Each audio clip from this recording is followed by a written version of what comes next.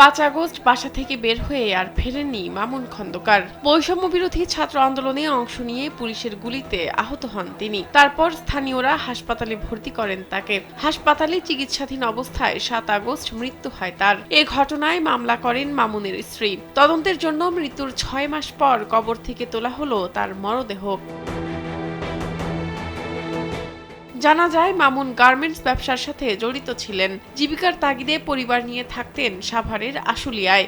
সেখানকার স্থানীয় বিএনপির স্বেচ্ছাসেবক দলের সাধারণ সম্পাদক ছিলেন মামুন। 5 আগস্ট আশুলিয়ার বাইপাইলে আন্দোলনে যোগ দিয়ে গুলিবিদ্ধ হন তিনি। এরপর তাকে এনাম মেডিকেল কলেজ হাসপাতালে ভর্তি করা হলে 7 আগস্ট সেখানেই মৃত্যু হয় তার। 4 আগস্ট আমার বাসায় এসে ওনারা হুমকি দিয়ে গেছিলেন সাইফুল এমপির লোকেরা। উনি যদি 5 আগস্ট বা এর পরবর্তীতে কোনো কার্যক্রমে যায় বৈষম্য বিরোধী আন্দোলনে, তাহলে ওনার জানের হামলা হুমকি আছে। কিন্তু উনি এই কথা শুনেন নাই, না শোনার কারণে 5 আগস্টে গেছে। পরে 12:30 আনুমানিক 12:30 থেকে 1টার মধ্যে উনি গুলিবিদ্ধ হয়েছে।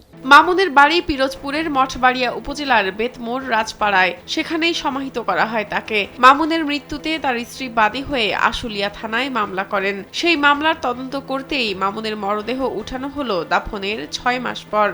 ডিএনএ টেস্টের জন্য লাশ শনাক্তকরণের যে বিষয়, সেই জন্য তো এখানে মামলার বাদী যেহেতু আমার ছোট ভাইয়ের ওয়াইফ, তো সেক্ষেত্রে আমরা তাকে জিজ্ঞেস করলাম যে তুমি কি করতে চাও।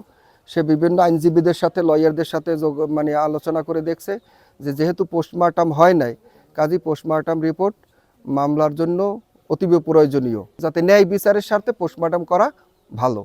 মরদেহ তোলার সময় মঠবাড়িয়া উপজেলার সহকারী কমিশনার ও এক্সিকিউটিভ ম্যাজিস্ট্রেট রাইসুল ইসলাম উপস্থিত ছিলেন। রাইসুল ইসলাম কালবেলাকে জানান, বৈষম্য বিরোধী আন্দোলনে গিয়ে নিহত মামুন খন্দকারের মরদেহ আদালতের নির্দেশে কবর থেকে তোলা হয়েছে।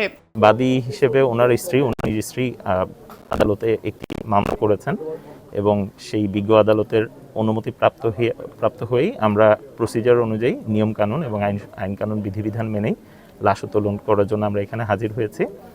এবং আমরা আপনারা ইতিমধ্যে দেখেছেন, বাদী নিজ দায়িত্বে সেই কবর শনাক্ত করেছেন এবং স্থানীয় গণ্যমান্য ব্যক্তিবর্গও তারা শনাক্ত করেছেন। পাড়া প্রতিবেশীরা চান সুষ্ঠু তদন্তের মাধ্যমে যেন মামুন হত্যার সঠিক বিচার হয়। শাহনাজ পারভীন, কালবেলা।